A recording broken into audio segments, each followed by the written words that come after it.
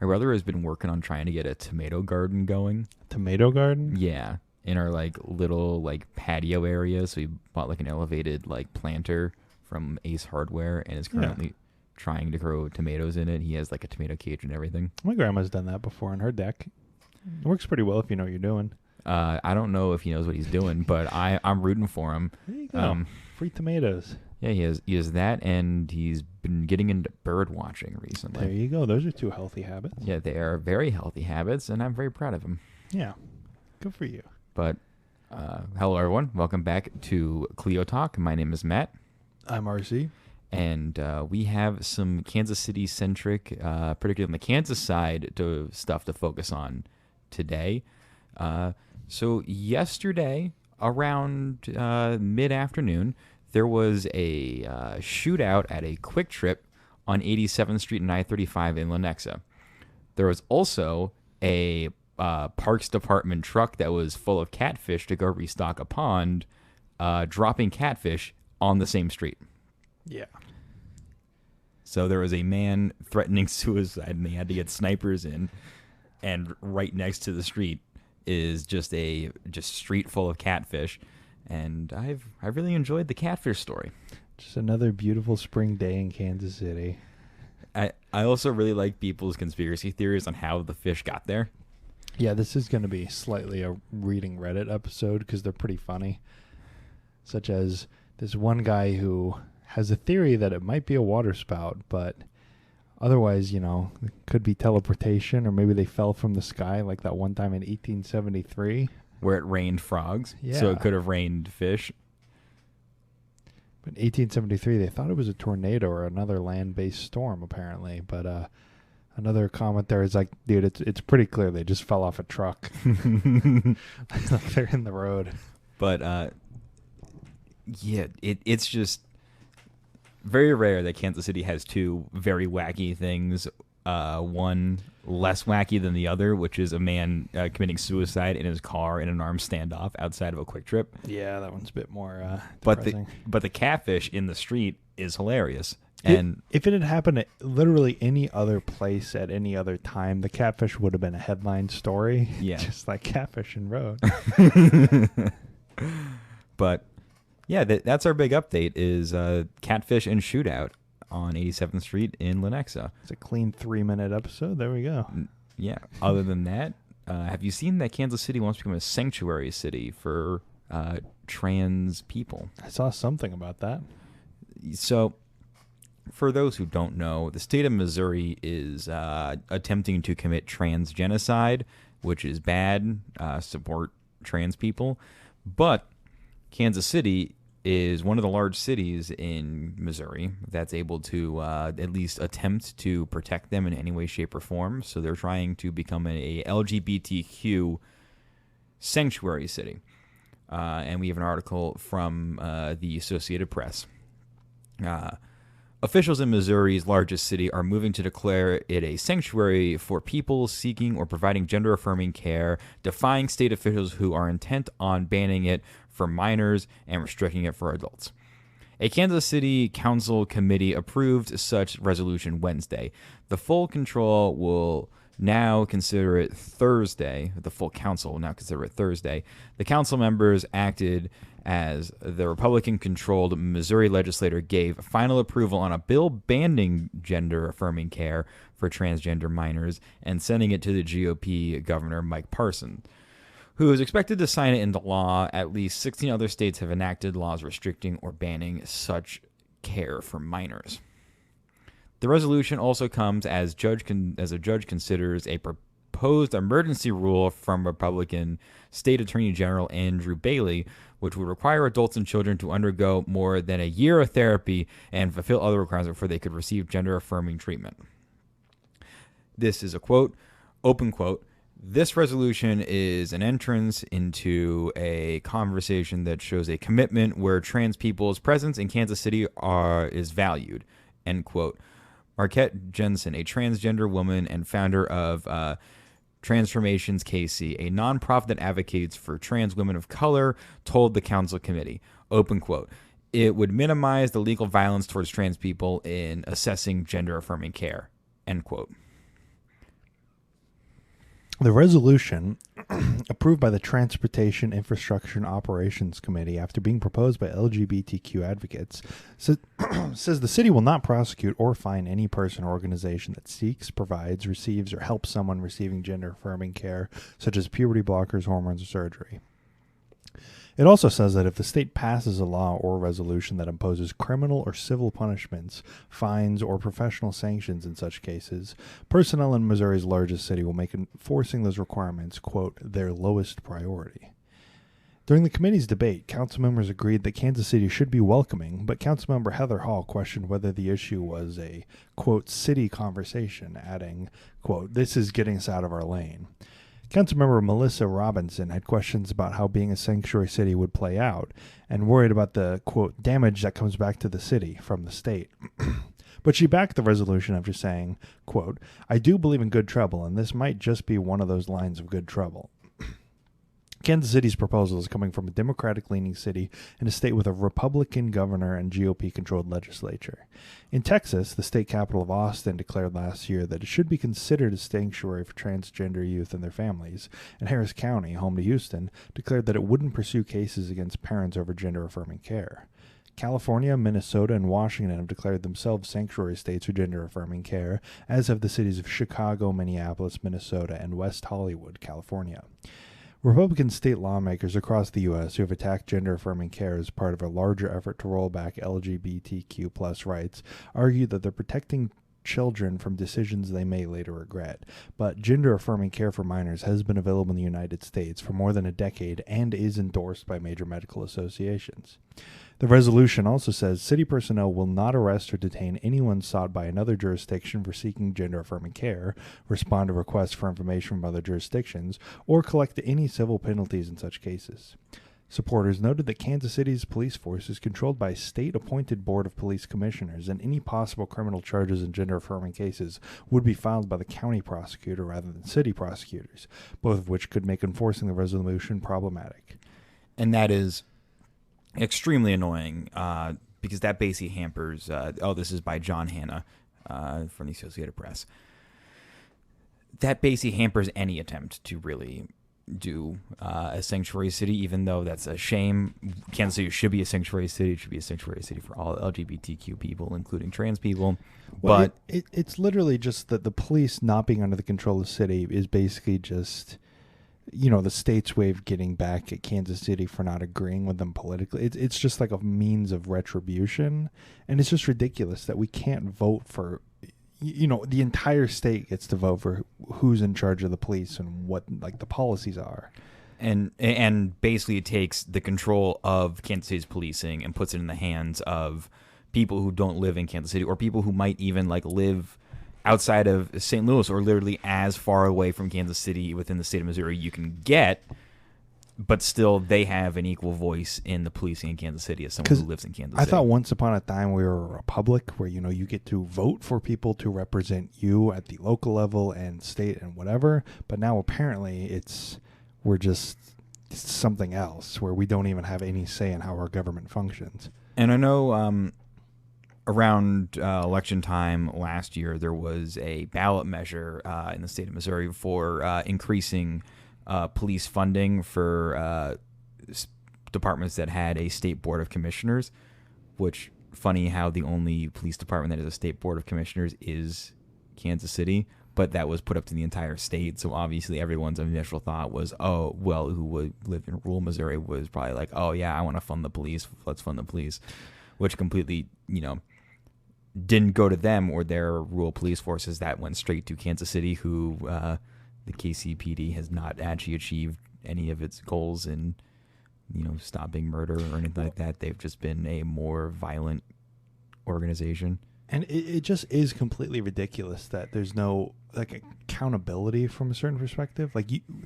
If they do a bad job, the citizens of Kansas City can't vote them out or whatever. It's up to the state. So there's just an extra level of bureaucracy and all that. From the party of small government, they're kind of taking the big approach to, you can't actually control any of your local levers of power anymore. Sorry, haha. You also can't have free will and do what you want with your own body. Mm-hmm. It's just completely ridiculous.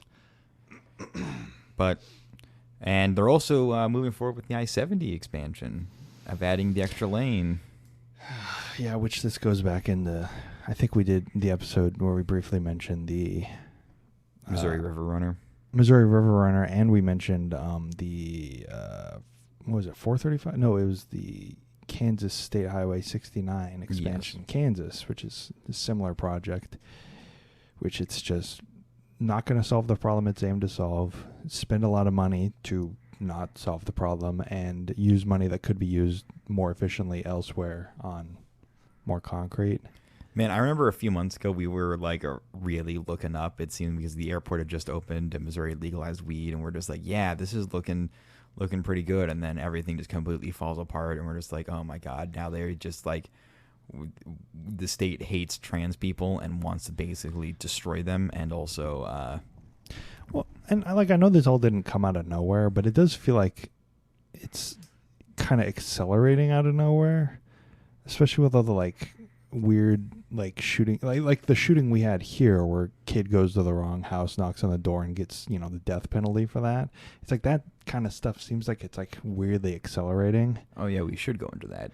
Yeah, we probably should. Yeah, It's just like a month ago now. It was a month ago now, but a 17-year-old was going to pick up his siblings in North Kansas City, and he went to the wrong house and knocked on the door, and the owner of the home, claiming he felt threatened, I don't know how, proceeded to open the door and then shoot him.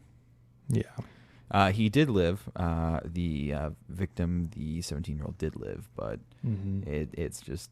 Well, it was just that happened, and then I think there was one in New York with like a girl who was shot and killed in the driveway.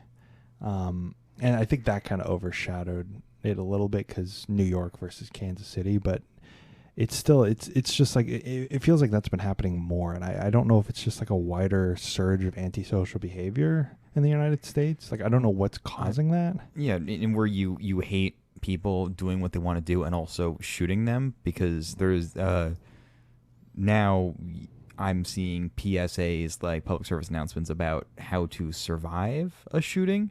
Yeah. With ways to do it, and like, Which yeah, we did when I worked at a grocery store. We did have to go through the active shooter training where they're like, here, go hide, or like run, hide, fight, do all that stuff. And it's just kind of like, oh, great, this is where we're at now. Yeah.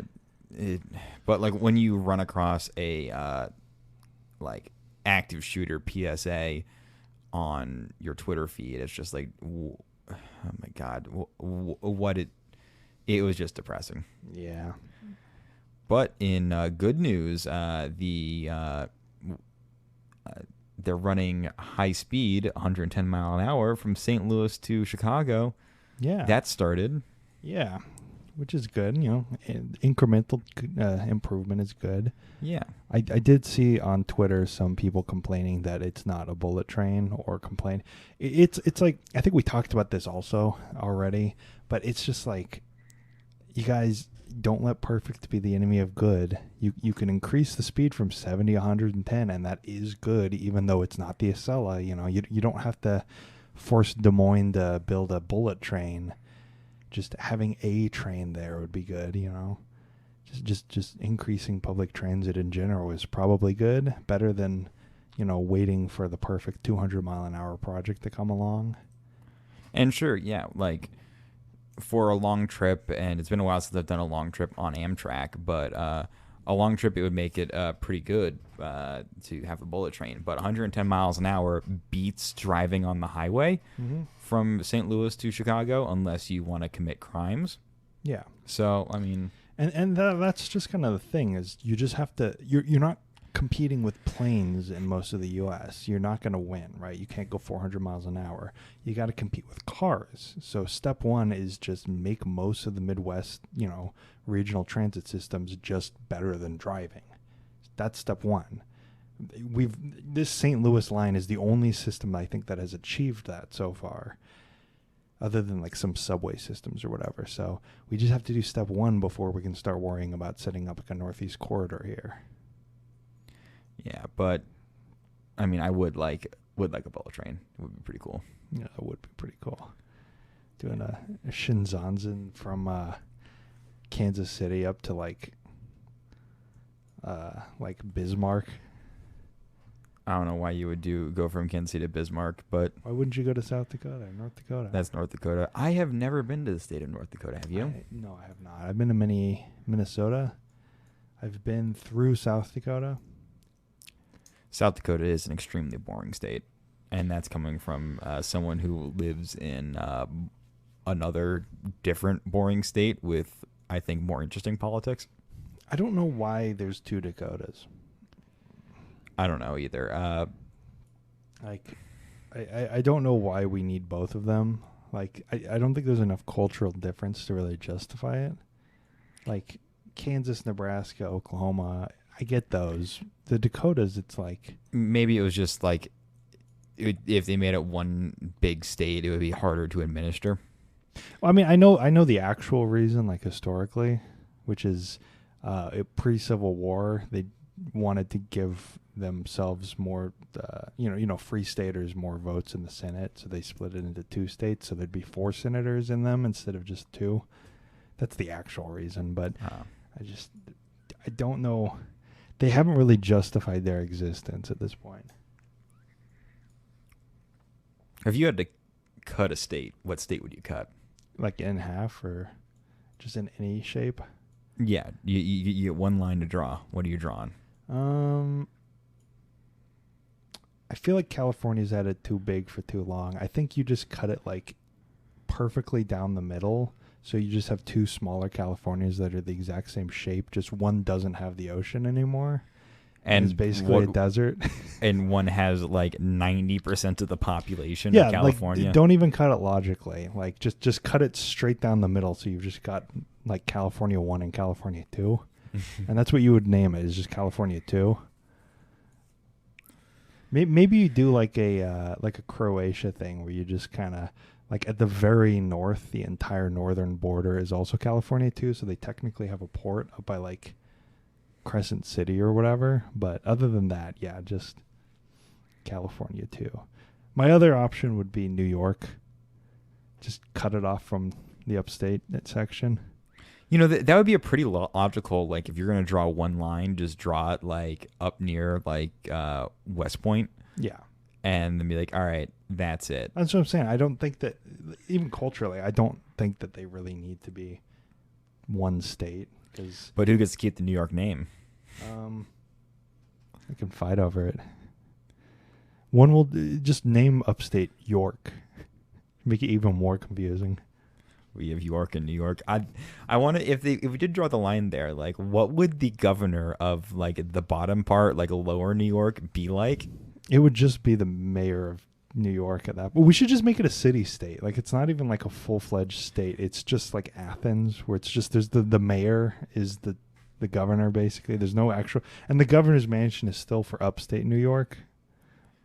Just take that entire area and keep like 50 states and just make that area like the weird like District of Columbia status as well. Yes. I think we should disenfranchise 10 million people. Yeah, disenfranchise America's largest city. Yeah, screw making new states. We need less states. Let's get rid of Delaware, everyone. Let's liquidate Delaware. That border up by Wilmington is the most grotesque thing I have ever seen. Why is it a circle? Well, why is it a circle? I'm guessing some guy wanted to use his compass really bad on his primitive maps that he was drawing up, and he was just like, I'm going to do it this. Genuinely, people of Delaware, give me one good reason why your state should exist. I mean, Delaware is great for committing tax fraud. Yes, there you go. Do we need it, though? No, I mean, I would prefer not to have a state that's designed specifically to dodge taxes in other states. What great works of art has Delaware produced? The current president of the United States. Nah, he's from Scranton. Yeah, he grew up in Scranton, but he like lived his entire political career as the senator from Delaware. Yeah, that's lame. He should just be. We should like retcon it so Delaware actually never existed. I'm just not a big fan of Delaware. I don't know. Man. What about you? What state would you split in half? I feel like it would be just really funny to well, I was going to say Texas, but I'm changing my mind to Florida, Florida. where I just like separate the Panhandle from the rest of Florida. Oh God, I think you've made like one of the worst states on the planet. Just Jacksonville and Tallahassee. Yeah. Oh my God. What would you name it though? Just one would be Panhandle, and the other one would be like El Florida or something. I don't know. Florida. I don't know. I think separating the Oklahoma Panhandle would be a good one too. You should have a population of like 5,000. They get 2 senators. Man. Well, maybe Montana needs to have a little bit chopped off. That's a big state. That is a big state. Yeah, they've had it too good for too long. What if we just combine, like, make another perfect square with Idaho? You know, just like get this little like chunk off. Is it even like a river border? It's not even a river. It's just like an arbitrary line. Is it like the peak of that range or something? Because I know that's like the border between Chile and Argentina is the just a mountain range in the peaks of the Andes. Yeah, I guess it kind of is the mountain border because there's a little bit of a valley right there. Yeah. I think Montanans have had it too good for too long. I do think it would be funny to mess around with like Alaska. If Alaska ever got like more people, then we would definitely need to split it up. It's only so big because it's like got 500,000 people in it, right?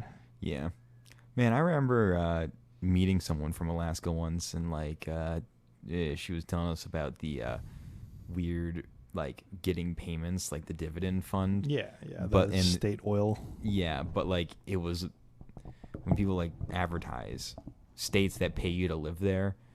Alaska's just paying you like $1,500 like once a year to go live there, and every store has like state dividend sales, but like it's so expensive to live there anyway that the $1,500 doesn't really matter. We just pay people so the Canadians can't take it back. Yeah, screw them. I would like to go to Montreal though. Montreal. Do you speak French? I do not, but I think it's weird that there's a weird like francophone part of a weird country that's America's at.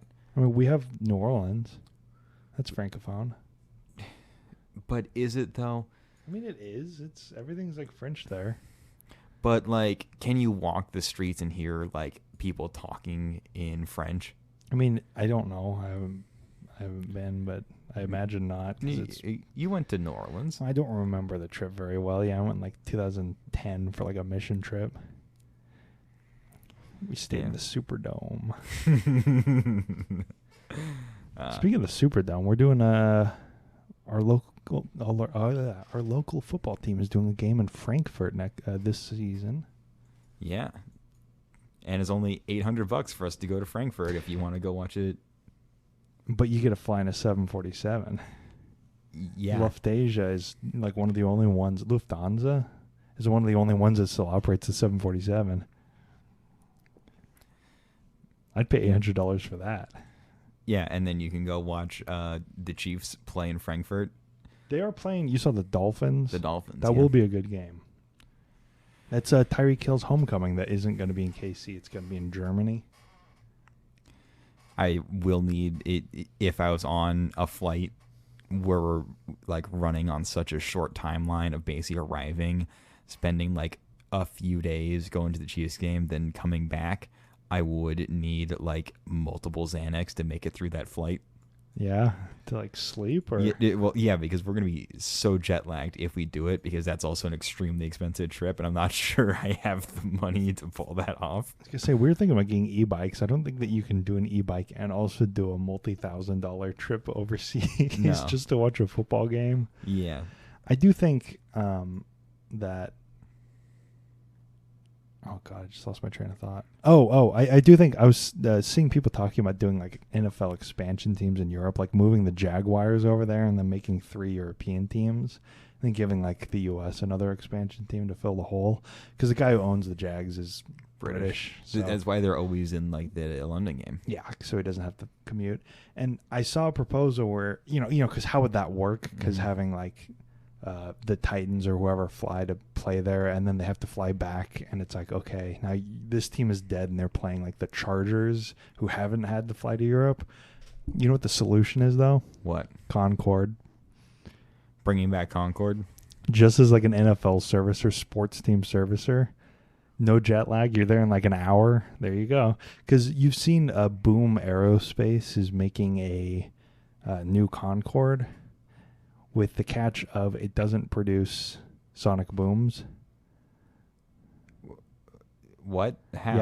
Yes. It's NASA's working on it. It's like I think the X-59 is their project, where effectively they're testing like a nose design or whatever that gets rid of the sonic booms. So you know what that means? Concorde 2? Concorde 2, where you can go from like New York to LA in like 20 minutes. But like, no, you're already hitting the limitations of Mach speed. I mean, like, can you even do the like what could like an NF4 Phantom do from LA to New York? I don't know. Well, I mean, hitting the limits of Mach speeds, Concorde couldn't fly from New York to L.A. because it couldn't fly over the U.S. Yeah. So, like, it would already be faster than any, like, regular. Because Mach 1 is 700 miles an hour. Mach 2 or 3, which I think the Concorde could go Mach 3, is, like, 2,000 miles an hour or something like that. Yeah, we're just talking out of our ass. No, I'm not. I'm not talking out of my ass. I know exactly what I'm talking about. As I look up Wikipedia to see how fast the Concorde went, because I don't know. Yeah, because that was the main issue with the Concorde was the economics. Mach 2 it could go. The economics, because it could only do like the London, Paris, London, New York, Paris. But if you can get like regional flights going, like coast to coast, and then go from New York to LA to like Beijing, all of a sudden you got a moneymaker on your hands, Matt. Yeah, but on a complete other transportation gear shift, and you brought it up like slightly when we were talking about the Frankfurt trip, is we have both been in a e-bike kick. Yes, we have. And yeah, if you have any e-bike recommendations, please email us, because Please. I am looking at some, and they're extremely expensive, and I'm really scared to like buy one. Or it's like buying a car, but with absolutely no frame of reference for buying what it feels like, how to commute with one. Also way cheaper than buying a car, even though I'm still probably going to need to get one of those weird like loans to like buy one of these things. Well, and you got to remember also, any listeners not from the area, that we do not live in a very bike friendly community. So that's why we're kind of just going for e-bikes rather than regular bikes, is I don't want to die by getting run over by a car. I'd like to at least be able to go like close to 30 miles an hour. And I would also like to get to work and not be like completely drenched in sweat, because we are approaching a southern Midwestern summer. Yeah, where it's May and we've already had 100 degrees out. Yeah. One day. I think actually only like 95, I think. But if you like Celsius, please convert it yourself. I'm not doing that. Just you can figure it out. Only 640 Kelvin though. It's nice and toasty. But no, yeah, e-bikes. I think we're looking at like Aventon and stuff, like cargo or whatever. But we really have no frame of reference. Going 3 miles on concrete because there's no bike lanes or bike trails. Also, potentially getting hit by a car. Because like I'm an avid walker, and I have been close to getting hit by cars on my regular walking route. I think so. I was pulling out of work yesterday, and I was turning right onto the road that my work is on, and in the other lane, where like the left-hand turn lane, there was a like big ass SUV. The front windshield was completely caved in, and there was no car that it hit anywhere. And like the police were there, and whatever, the traffic is bad, but just the windshield is broken in, and there was no other car that it ran into. So I think that I saw an SUV that probably killed somebody outside of my work. So that was fun. It was like a Escalade or something.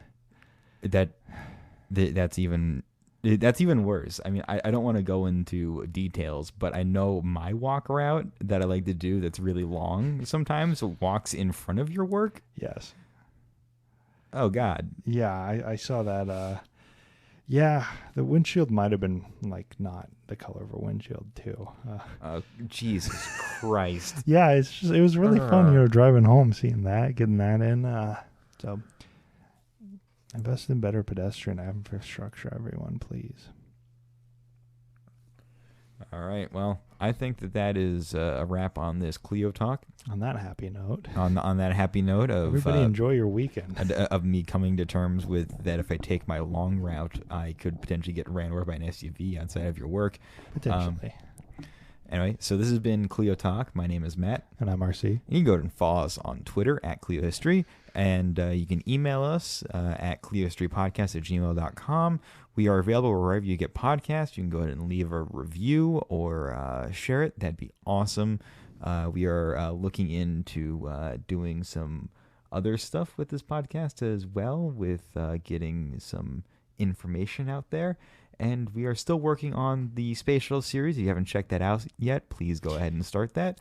We might need to take a couple-week hiatus because of the point in the story we're in. We kind of need to shift gears and ramp up research. So if you don't see it, don't be alarmed. We haven't canceled it. We're just might be in a research break for a little bit. But we still will be producing talks, and we will get a fan favorite. We have received a few emails asking us to bring Sam and Laney back on, so we will be bringing them on sometime soon as well. Yes. So this has been Clio Talk. Thank you, guys. Bye. Bye.